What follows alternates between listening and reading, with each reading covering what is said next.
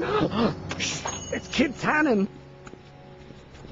Hey, I just saw him at the soup kitchen, yelling at Arthur McFly. I'm not surprised. Arthur does the books for his business. What kind of business? That's what the DA is trying to find out. Let's go talk to him. No! Why not? Kid Tannen can tell us where Arthur's hiding. Yeah, well, he can also have us fitted for a Chicago overcoat.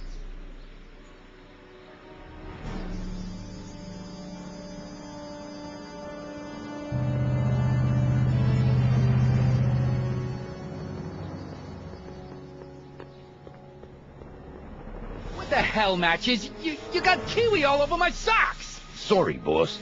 Get out of here. How about you? Huh? I'm sitting at a shoe shine booth. You walk up. Either you're here to shine my shoes, or you got a death wish. Which is it?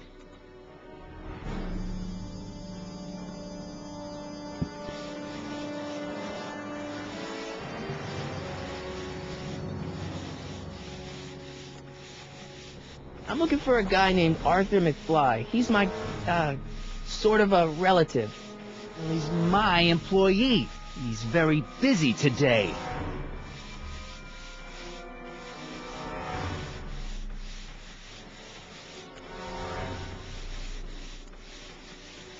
Isn't that Arthur McFly's hat you're holding?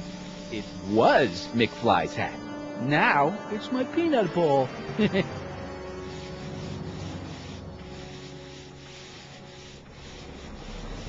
Could I buy Arthur's hat off you? Could you keep your mind on your work, huh? Shoeshine boy? I'm hanging on to my peanut ball. Can I have some peanuts? Why not? I'm a magnanimous kind of guy. Go ahead, knock yourself out. Don't mind if I do. All right, break time's over. Back to work.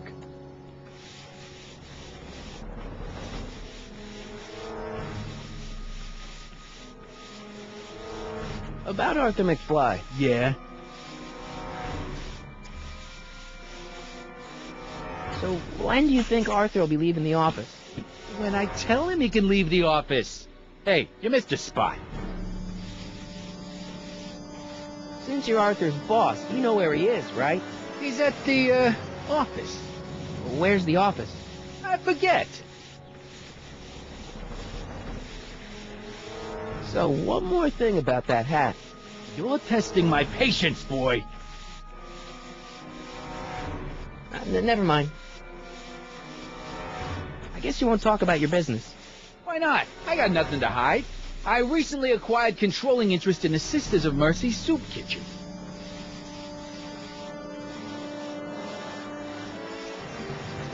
Isn't a soup kitchen an odd line of business for a guy like you? I like soup. Plus, I got a heart as big as all outdoors. Buff a little harder. I want to see myself in the toes.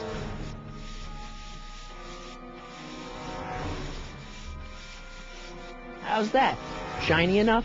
Yeah, that'll do. Stay nearby, though. I scuff easy. Wait a minute. Didn't I see you at the jailhouse, John, with that Carl Sagan rat? I hope you weren't planning on trying to spring him, because I got other plans.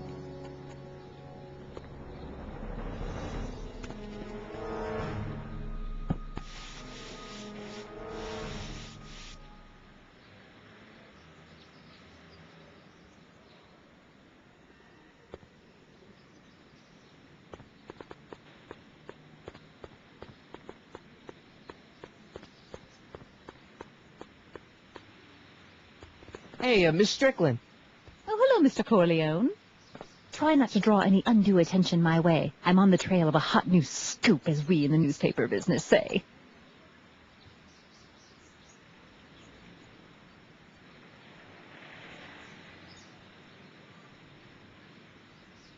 I'm sorry about the way Einstein lit into you back there. I don't know what got into him.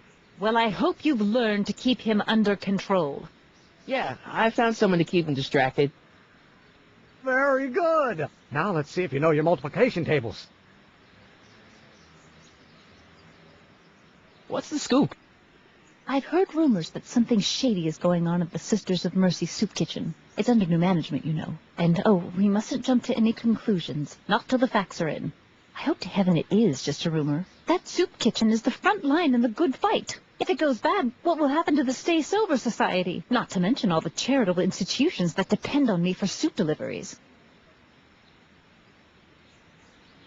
You make hot soup deliveries? It's one of my many small contributions to the good cause. Healthy bodies, healthy souls, or so one hopes. I pick up barrels of hot soup at the kitchen, and I deliver them hither and thither. Hill Valley Orphanage, the St. Francis Xavier Ranch for Unwanted Children, Foggy Mountain Home for the Incurably Insane, Shady Acres Rest Home. Oh, I can barely keep track of them all. It's a very big job.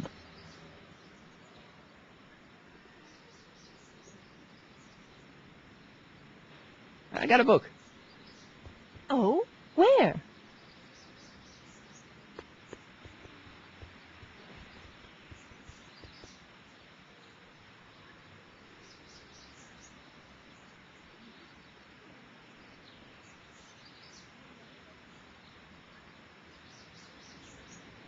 This subpoena's for Arthur McFly? Have you seen him? For a few seconds in the soup kitchen, but I think he's gone back into hiding. Brilliant deduction, Einstein.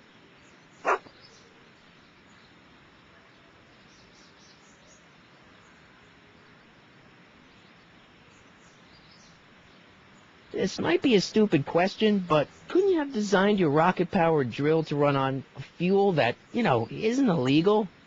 Illegal? What does law have to do with science? Science has its own laws. You of all people should know that. How about Kid Tannen? What do we know about him? He's loud, he's obnoxious, he's not very bright, and he doesn't like anybody getting in his way. Yep, that's a Tannen, all right.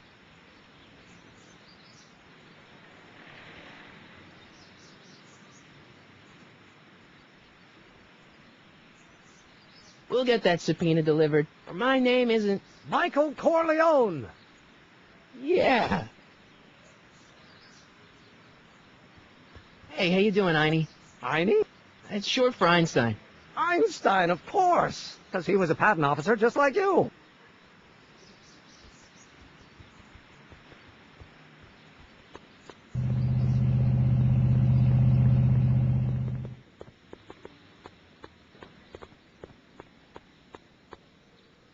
I guess this is where the speakeasy burned down. How'd Doc ever get mixed up in that? And keep an eye on Trixie. That broad's going all squarely on me. You got it, kid. Well, you gonna stand there like an okie, or you gonna shine my shoes?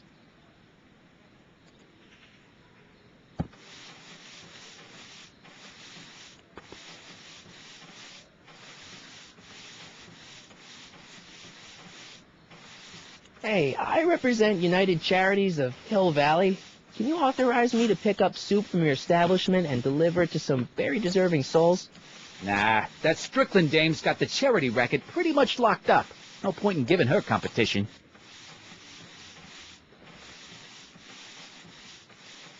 About that Carl Sagan guy, I'm sure he wasn't the one who burned down your social club. You're touching a sensitive nerve, shoeshine boy. A little more rubbing, a little less talking.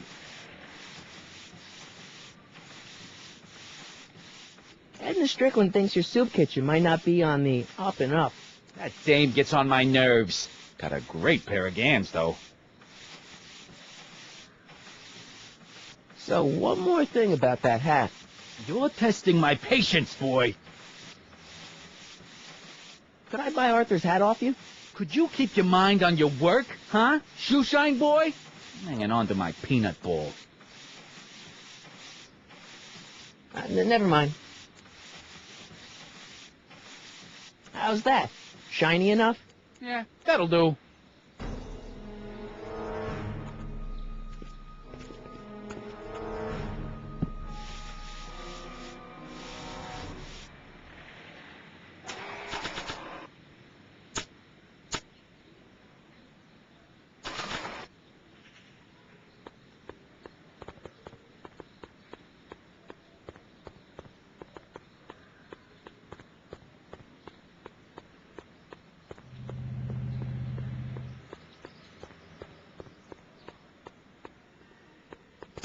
Doc! Morty, how goes the escape plan? Your younger self needs 190 proof booze to fuel his rocket drill. Oh, that could be a problem. I know, we're both underage. Underage, nothing. It's 1931 and alcohol's been outlawed throughout the country. Are you sure you're about to graduate from high school? I'm kidding, Doc. It was a joke. A joke? If I live to be 100, and I almost have, I'll never understand the teenage compunction to make a joke out of everything.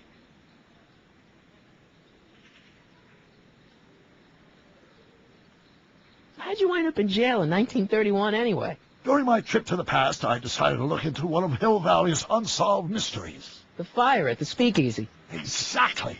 I thought I was safely hidden across the street. But when the fire started, there was a tremendous explosion, and I was knocked unconscious by a stray brick. When I woke up, I was here in jail, charged with arson. That's horrible. I know. Worse yet, I still don't know who started the fire. What's the story with this kid Tannenjerk anyway? This father? By this time next year, he'll be pulling down a life sentence in San Quentin. There was even a song about it. Wait, if Biff will be born in 1938, and Kid will be in prison... As I recall, he escaped from prison in 1937 for about 3 hours. That's a busy 3 hours. No kidding. What do you know about Edna Strickland? Edna? We never really socialized when I was younger. She was a few years older than me, and we traveled in different socioeconomic circles. Why do you ask? She thinks you're a hero for burning down that Speakeasy. She's doing a story on you. A story? Oh, yes, now I remember. Ask Edna, the etiquette column that doubled as a pro-temperance soapbox. She believed that the consumption of alcohol would inevitably lead to a complete societal breakdown. Sounds like a fun gal. You should have seen her when the hippies started showing up in the 60s. She just about lost her mind. That would explain a lot.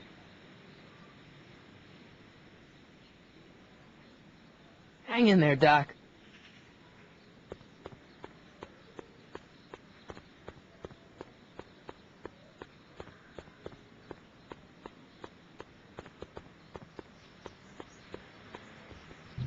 Hey, Miss Strickland.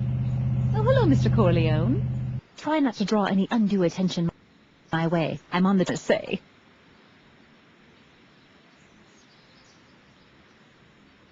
What's the Stay Sober Society? You haven't heard of the SSS? They do the most marvelous work, taking hopeless drunken bums and turning them into former hopeless drunken bums. I'm one of the founding members. And not to say that I was ever, well, you know. Anyway, we've always met in the cellar of the Sisters of Mercy soup kitchen, but for some reason the new managers don't want us down there, so we're stuck. We've got nowhere to meet.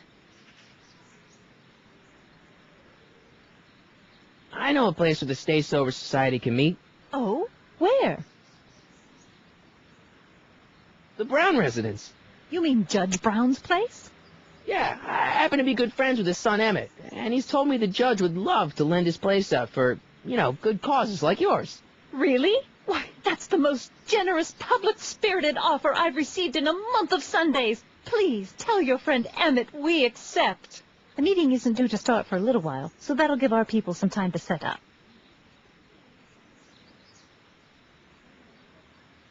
I got a book.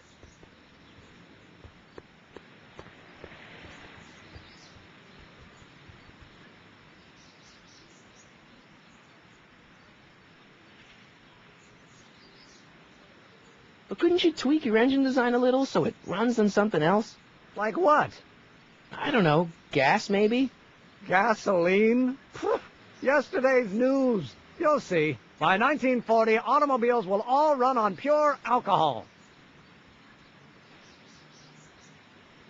We'll get that subpoena delivered.